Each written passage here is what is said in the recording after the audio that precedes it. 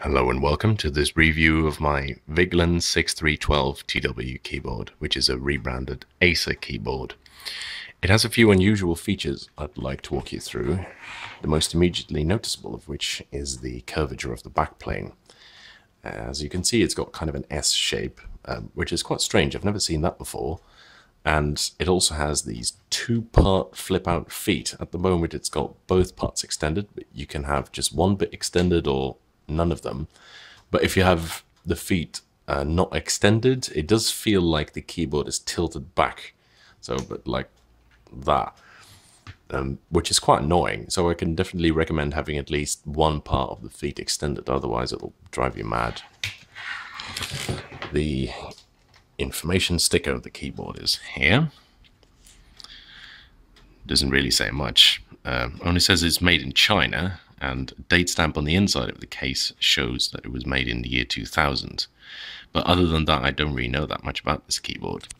It has a metal backplate. It's not that thick.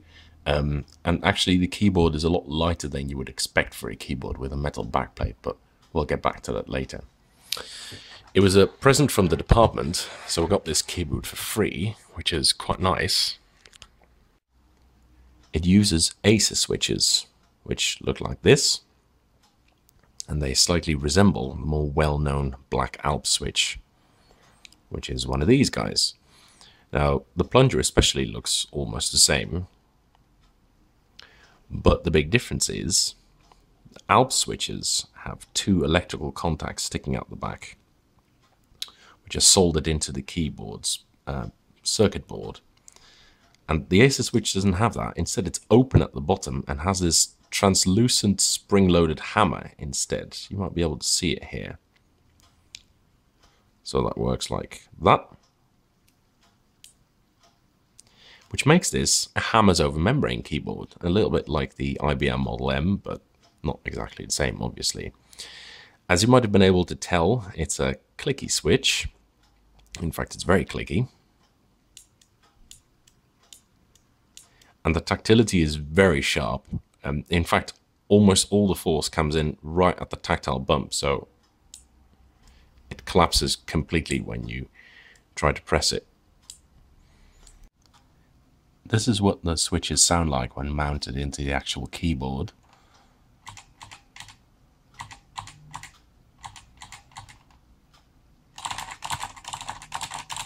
Which is not as bassy as some Alp switches or especially buckling springs, but it's not as annoyingly high-pitched as Cherry switches, for instance. I've got a Cherry tester unit here. That's a Cherry MX Blue switch, a common clicky switch.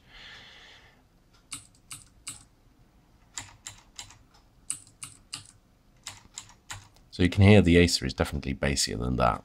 I guess it's a matter of personal preference, but personally I much prefer a bassier clicking noise, so I don't really like Cherry clicky switches, but that's just my opinion. So, in conclusion, with the obvious tactile and clicky feedback, this is really not that bad keyboard for typists, actually. But for gamers, I would say it's not exactly ideal. It's not bad, but when you play games that involve a lot of dexterity, your hands get tired after a while, and especially using the space bar repeatedly is not great on this keyboard. On the second-hand market, these tend to be quite woefully overpriced. I've seen these posted for as much as £60, which you really shouldn't pay for it. But on the whole, it's a pretty good keyboard. It's nice to type on, gets lots of feedback, it's pretty sturdy, but still lightweight. The switches are case mounted, so they're very easy to just clip out, replace, repair, etc. It's not a bad keyboard at all. I can definitely recommend it. And following is a typing demonstration of me typing on this keyboard.